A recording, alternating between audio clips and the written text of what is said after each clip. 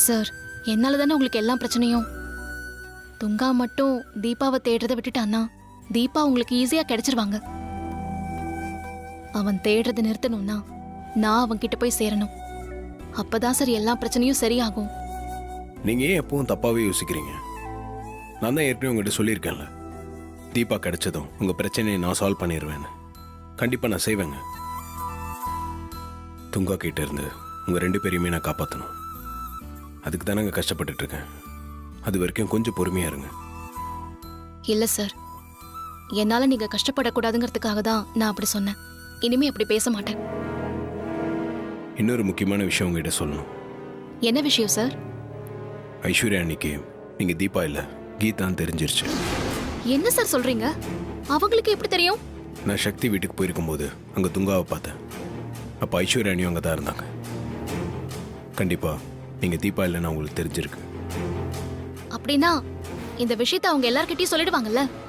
இல்லைங்க, அவங்க யார்கிட்டயும் சொல்ல மாட்டாங்கன்னு தான் நினைக்கிறேன். எப்படி சார் அவ்வளவு உறுதியா சொல்றீங்க? அவங்க ஏதோ ஒரு காரணத்துக்காக தீபா வீட்டுக்கு திரும்ப வரக்கூடாதுன்னு நினைக்கிறாங்க. அதுக்கு என்ன ரீசன் எனக்கு தெரியல. தீபா கிடைக்கிற வரைக்கும் அவங்க நீங்க தான் கீதான்னு கண்டிப்பா யார்கிட்டயும் சொல்ல மாட்டாங்க. அதனால நீங்க தைரியமா இங்க இருக்கலாம், எந்த பிரச்சனையும் வராது. சார், உங்க அம்மா வேற நாளைக்கு கோயிலுக்கு போய் ஏதோ சடங்கெல்லாம் செய்யணும்னு சொல்றாங்க. எதுக்கு சார் இப்ப இந்த சடங்கெல்லாம்? அம்மா அவங்க திருப்திக்காக இந்த மாதிரி சடங்கெல்லாம் பண்ணுவாங்க. நீங்க இதெல்லாம் பெருசா யோசிக்காதீங்க, நான் பாத்துக்கிறேன்.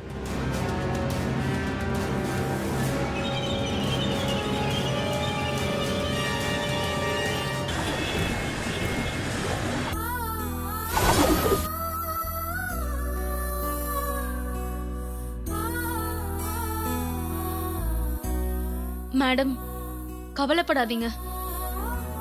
இத்தனை நாள் உங்களை யாருக்கிட்ட எப்படி ஒப்படைக்கிறதுன்னு தெரியாம தடுமாறிட்டு இருந்தேன். ஆனா இப்ப உங்க ஹஸ்பண்ட் இருக்கிற மியூசிக் கம்பெனியோட அட்ரஸ் கிடைச்சிருச்சு. அதனால உங்களை அவர்கிட்ட ஈஸியா ஒப்படைச்சிருவேன். நீங்களும் சீக்கிரமா குணமாகி அவரோட சந்தோஷமா சேர்ந்து வாழலாம். வாங்க சிஸ்டர். என்ன சக்தி, தீபா இப்ப எப்படி இருக்காங்க? அப்படியேதான் இருக்காங்க சிஸ்டர். கொஞ்சம் கொஞ்சமா தான் முன்னேற்றம் இருக்கும். அது வரைக்கும் பொறுமையா தான் இருக்கணும். இவங்க உங்களுக்கு தெரிஞ்சவங்களா இல்ல ரிலேஷனா? அப்படியெல்லாம் எதுவும் இல்ல சிஸ்டர். இவங்க ஒரு சிங்கர்னு தெரியும். மத்தபடி இவங்க யாரு என்னன்னு எதுவுமே தெரியாது. இவங்கள நேர்ல பார்த்ததே ஜிஹெச்ல அட்மிட் ஆனப்பதான். பரவாயில்லையே, முன்ன பின்ன தெரியாதவங்களுக்கு கூட இவ்வளவு ரிஸ்க் எடுத்து காப்பாத்துறீங்க. உங்களுக்கு பெரிய மனசுதான். சிஸ்டர், நான் நர்ஸா ஒர்க் பண்றவ. நிறைய உயிர்களை காப்பாத்துற மருத்துவத்துறையில இருக்கேன். என் கண்ணு முன்னாடி ஒரு உயிருக்கு ஆபத்துன்னு தெரியறப்ப அத பார்த்துட்டு நான் எப்படி சும்மா இருக்க முடியும்? அது மட்டும் இல்ல, இந்த தீபா மேடம் ஒரு நல்ல பாடகி. நான் ஸ்ட்ரெஸ்ஸா இருக்கிறப்பெல்லாம் இவங்க பாட்டை கேட்டு ரசிச்சுதான் சந்தோஷப்படுவேன். வருங்காலத்துல இன்னும் பெரிய பாடகியா வருவாங்க. இவங்க பொழைக்க நானும் ஒரு காரணமா இருந்தா அது எனக்கும் சந்தோஷம் தானே. சரி, இவங்கள பத்திரமா பாத்துக்கோங்க. Okay sister.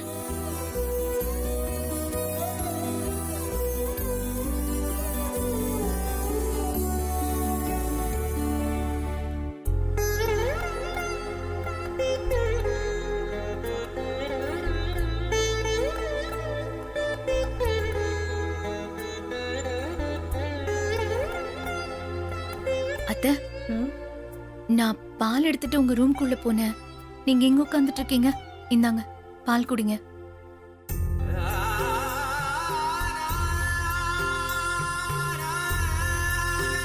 மீனாட்சி, அத்தை, ஒரு முக்கியமான விஷயம் சொல்லணும். நாளைக்கு கார்த்தி தீபா கல்யாணத்தை கோவில்ல வச்சிருக்கேன்ல, அதுக்கு தாலி முதற்கொண்டு தேவையான எல்லாத்தையும் இப்பவே எடுத்து வச்சிரு. அப்புறம் அங்க போயிட்டு அது இல்ல இது இல்லைன்னு சொல்லக்கூடாது. என்ன? நான் எல்லாத்தையும் எடுத்து வச்சுட்டேன் அத்தை. அத்தை, எனக்கு என்னமோ அவங்க 2 பேர்கிட்டயும் இந்த விஷயத்த சொல்லாம செய்யறது சரியில்லைன்னு தோணுது. இப்பவாச்சும் அவங்க கிட்ட சொல்லிடலாம் அத்தை. அப்பதான் நாளைக்கு எந்த பிரச்சனையும் வராது. இல்ல மீனாட்சி, அவங்க கிட்ட சொன்னா கண்டிப்பா இந்த கல்யாணத்துக்கு ஒத்துக்க மாட்டாங்க. எனக்கு உடம்பு சரியில்லாத இந்த நேரத்துல கண்டிப்பா இந்த கல்யாணம் வேண்டான்னு தான் சொல்லுவாங்க. அது மட்டும் இல்ல, கார்த்தி ஏற்கனவே என்கிட்ட கொஞ்ச நாள் போகட்டும்னு சொல்லியிருக்கான். இப்ப இந்த கல்யாண ஏற்பாட சொன்னா கண்டிப்பா அவன் ஒத்துக்க மாட்டான். தீபாவும் என் கழுத்துல தாலி ஏறலைன்னா பரவாயில்ல, நீங்க நல்லா இருந்தா போதும்னு தான் சொல்லுவா. தீபாவை மஞ்சக்கயிறோட பார்க்கும்போதெல்லாம் எனக்கு ரொம்ப குற்ற உணர்ச்சியா இருக்கு மீனாட்சி. என்னால தானே இவ இப்படி இருக்கான்னு ரொம்ப கவலையா இருக்கு. அதனாலதான் இந்த கல்யாணத்தை தள்ளி போடாம உடனே நடத்தணும்னு சொல்றேன். ம், நாளைக்கு இவங்க கல்யாணத்தை எப்படியாவது நடத்தி ஆகணும். அப்பதான் நான் நிம்மதியா இருக்க முடியும். நான் சொன்னதெல்லாம் நீ மறக்காம செஞ்சிரு. சரிங்க அத்தை, நீங்க பால் குடிச்சிருங்க. ம்.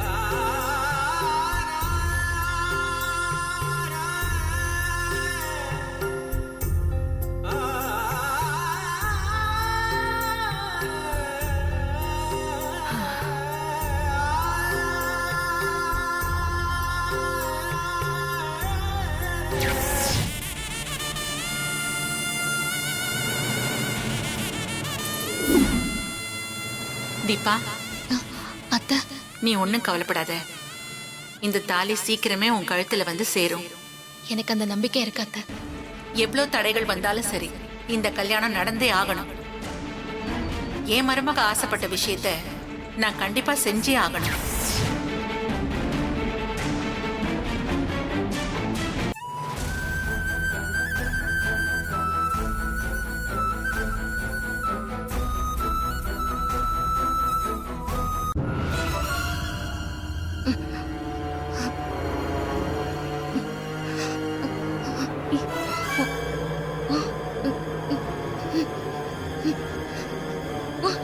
என்ன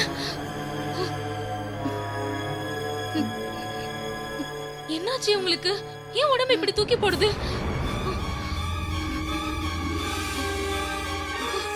ஐயோ, என்ன ஜுரம் இப்படி நெருப்பா கொதிக்குது? திடீர்னு எப்படி இவ்ளோ ஜுரம் வந்திருக்கும்?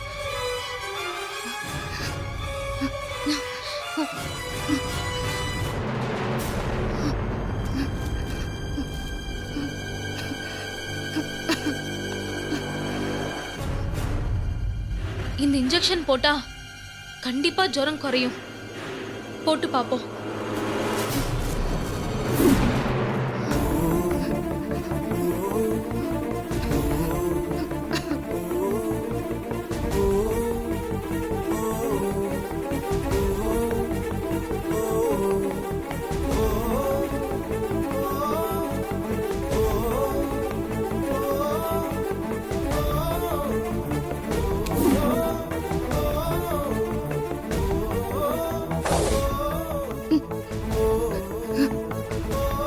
இன்ஜெக்ஷன் போட்டிருக்கோம். எப்படியும் ஜுரம் குறையணும். வெயிட் பண்ணி பாப்போம்.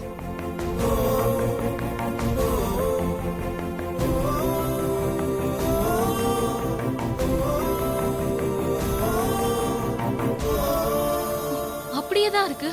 ஷிவரிங் குறைஞ்சிருச்சு. ஆனா ஜுரம் இன்னும் குறையலையே.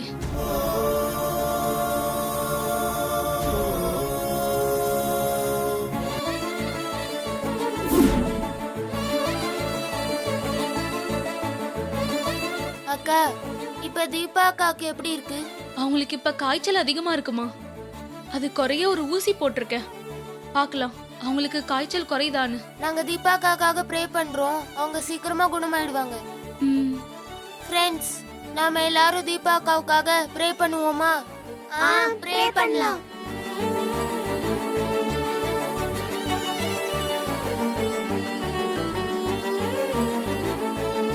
கர்த்தரே, இந்த அக்கா ரொம்ப நல்லவங்க. இவங்களை எப்படியா சீக்கிரம் குணமாகணும் கர்த்தரே. எங்க ஆசிரமத்துக்கு வந்து பாட்டெல்லாம் பாடியிருக்காங்க. இந்த அக்கா நல்லபடியா குணமாகணும். கர்த்தரே, அந்த அக்கா சீக்கிரமா நல்லபடியா குணமாகணும்.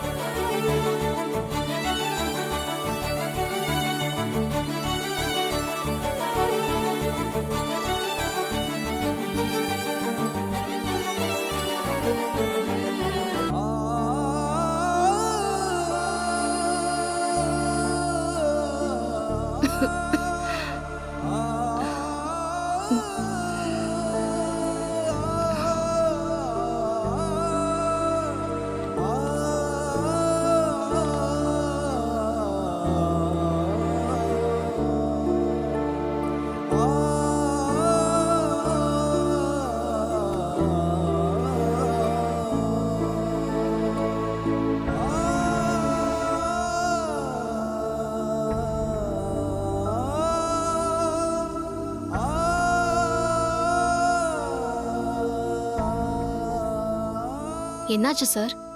ஏன் ஒரு மாதிரியா இருக்கீங்க?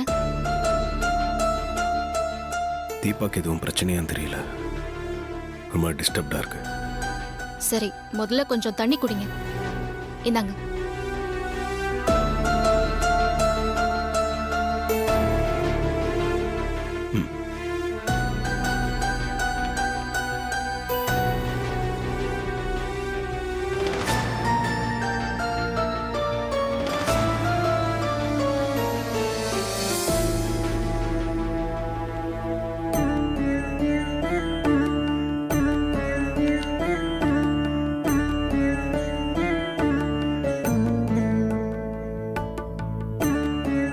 கடவுளே, தீபாக்கு ஏதோ ஆபத்துன்ற மாதிரி என் மனசுல தோணுது.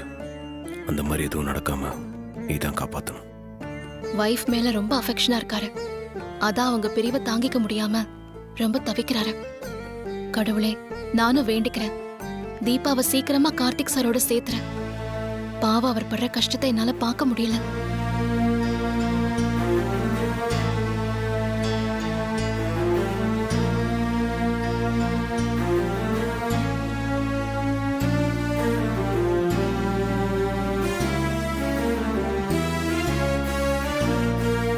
என்ன சக்தி, ஜுரம் குறைஞ்சிருக்கா? இல்ல சிஸ்டர், அப்படியே தான் இருக்கு. என்ன பண்றதுன்னு ஒண்ணுமே புரியல. ஊசி போட்டுமா இன்னும் குறையல? அந்த ஊசிக்கு நேரம் குறைஞ்சிருக்கணும், ஆனா குறையவே இல்ல. அதான் ஏனே தெரியல சிஸ்டர். சரி, உனக்கு தெரிஞ்ச டாக்டர் யாருக்காவது ஃபோன் போட்டு ஜுரம் குறைய என்ன பண்ணலான்னு கால் பண்ணி கேளு. டாக்டர் மித்ரான்னு ஒருத்தவங்க இருக்காங்க, நான் அவங்களுக்கு ஃபோன் பண்ணி பாக்குறேன். சரி சக்தி.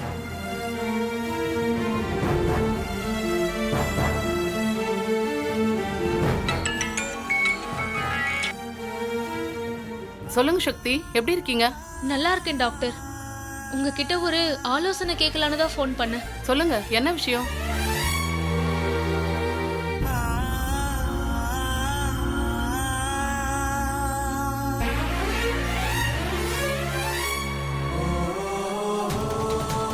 இப்ப அவங்களுக்கு ஜுரம் அதிகமா இருக்கு டாக்டர், என்ன பண்ணலாம்? ஜுரம் மட்டும்தான் அதிகமா இருக்கா?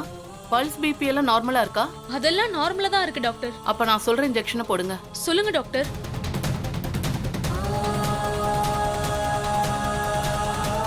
நீங்க அந்த இன்ஜெக்ஷனை போட்டுருங்க, ஜுரம் கண்ட்ரோலுக்கு வந்துடும். ஃபைன் டாக்டர், நீங்க சொன்ன மாதிரியே ஃபாலோ பண்றேன். தேங்க்யூ. ஓகே.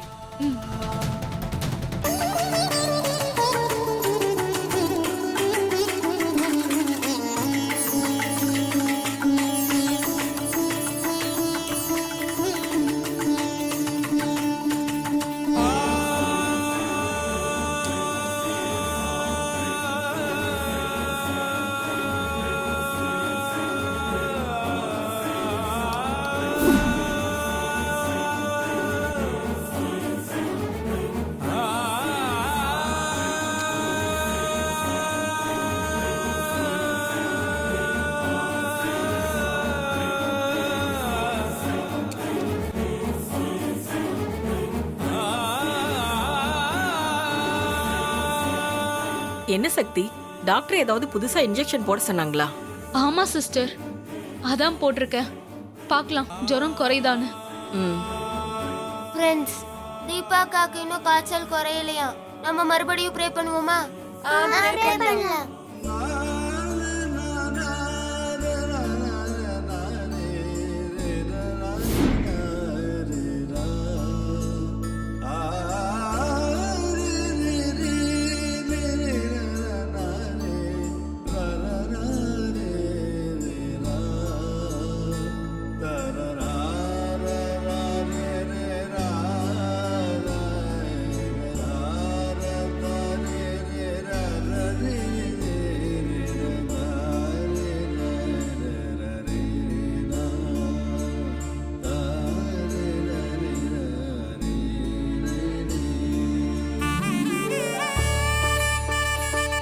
ஜுரம் நல்லாவே குறைஞ்சிருச்சு, இனிமே ஒரு பிரச்சனையும் இல்ல.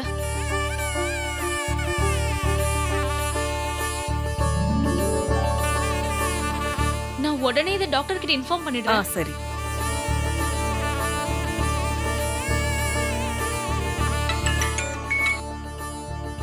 சொல்லுங்க சக்தி, அந்த பேஷண்ட்டுக்கு இப்ப எப்படி இருக்கு?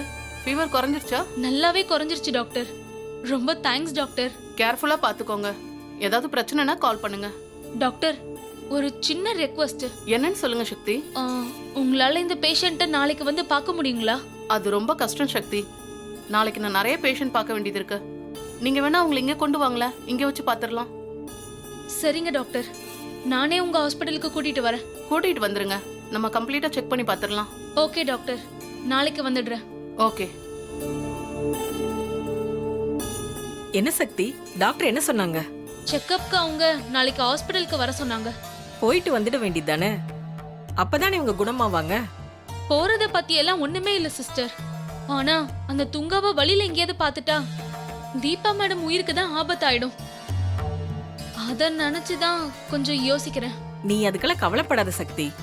நம்ம ஆசிரமத்துக்கு போக வரேன்னு ஒரு ஆட்டோ இருக்கு. நான் அந்த டிரைவருக்கு ஃபோன் பண்ணி வர சொல்றேன். நீ அந்த ஆட்டோலயே தீபாவை கூட்டிட்டு போயிட்டு வந்துடு. ம், அப்படியே அந்த கார்த்திக் சார் மியூசிக் கம்பெனிக்கு போய் விசாரிச்சுட்டு வந்துடு. சரிங்க சிஸ்டர், நான் போய் பார்த்துட்டு வந்துடுறேன். சரி, அப்ப நாங்க வரட்டுமா? சரிங்க சிஸ்டர். குழந்தைங்களா, வாங்க போலாம், வாங்க.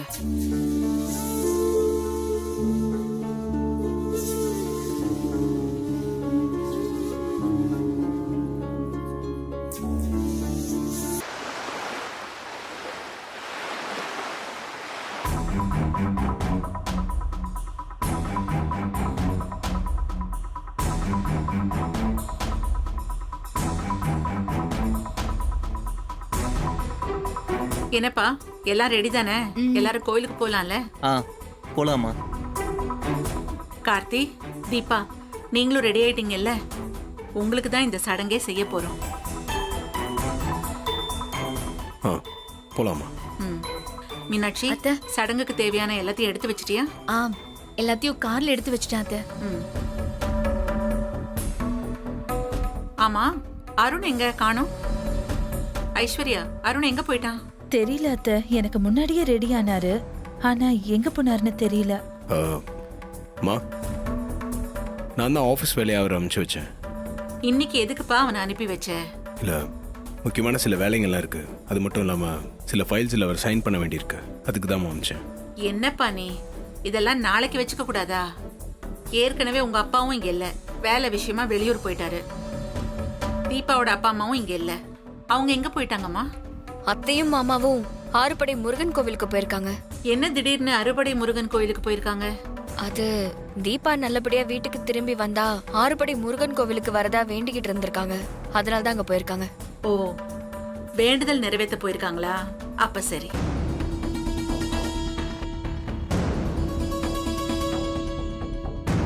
கார்த்தி, அருணுக்கு எந்த வேலையா இருந்தாலும் அவனை உடனே கோயிலுக்கு வர சொல்லு. இந்த பூஜையில அவனும் கலந்துக்கணும். சரிம்மா, நான் ஃபோன் பண்ணி வர சொல்லிடுறேன். இல்லப்பா, அவன் ஃபோன் பண்ணாலாம் வரமாட்டான். வேலையில தான் கவனமா இருப்பான். நேரா பொண்ணதான் அவனை கூட்டிட்டு வர முடியும். ஐஸ்வர்யா, அத்தை, நீ என்ன பண்றனா, மியூசிக் கம்பெனிக்கு போய் அருணை கையோட கூட்டிட்டு வந்துரு. அது உன் பொறுப்பு. சரிங்க அத்தை. சார், உங்க அம்மா பேசுறத பார்த்தா அங்க வெறும் சடங்கு மட்டும்தான் நடக்க போதா, இல்ல கல்யாணம் அதே இதுன்னு ஏதாவது? நீங்கள் எல்லாத்தையும் தப்பாகவே நினைக்கிறீங்க. அப்படிலாம் எதுவும் நடக்காதுங்க. இதுனா ஃபார்மாலிட்டியாக இருக்கும். சடங்கு தானே, நான் பார்த்துக்கிறேன். சரி, எல்லாரும் கிளம்பலாமா? போலாம் வாங்க.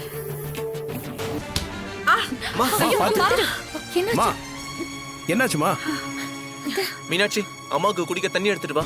மா, அடி எதுவும் பலமா பட்டுருச்சா? ஒண்ணு இல்லப்பா. மா, ரொம்ப வலிக்குதா? டாக்டர் கிட்ட வேணா போயிட்டு வந்துடலாமா? இல்லப்பா, அதெல்லாம் ஒண்ணும் வேணாம்ப்பா. சும்மா கால் தடிக்கிடுச்சு, அவ்வளவுதான். டாக்டர் கிட்ட எல்லாம் போக தேவையில்லை.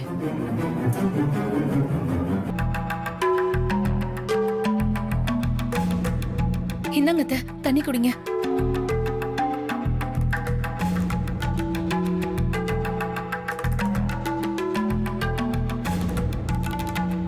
சரி, வாங்க போலாம். அம்மா, உங்களுக்கு ஏற்கனவே உடம்பு சரியில்லை. வாங்க முதல்ல டாக்டர் கிட்ட போயிட்டு வரலாம். எனக்கு தான் எதுவும் இல்லைன்னு சொல்றேன் இல்லப்பா, அப்புறம் எதுக்கு டாக்டர் கிட்ட போகணும்? விடுப்பா, அதெல்லாம் ஒண்ணும் வேண்டாம். அத்தை, இந்த நிலைமையில நம்ம சடங்கு பூஜைக்கு போகணுமா? இன்னொரு நாளைக்கு வச்சுக்க கூடாதா? ஐஸ்வர்யா, நான் தான் எனக்கு ஒண்ணும் இல்லைன்னு சொல்றேன்ல, அப்புறம் என்ன? சும்மா தேவையில்லாம பேசிட்டு இருக்காத. நீ போய் அருணை கூட்டிட்டு கோயிலுக்கு வந்துரு. நாங்க அங்க கிளம்பி போறோம். சரிங்க அத்தை. வாப்பா போலாம். வாங்க.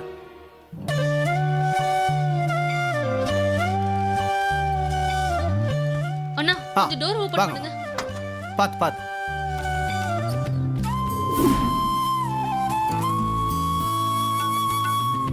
சக்தி கொஞ்சம் பார்த்து பத்திரமா போயிட்டு வா. சரிங்க சிஸ்டர். ம்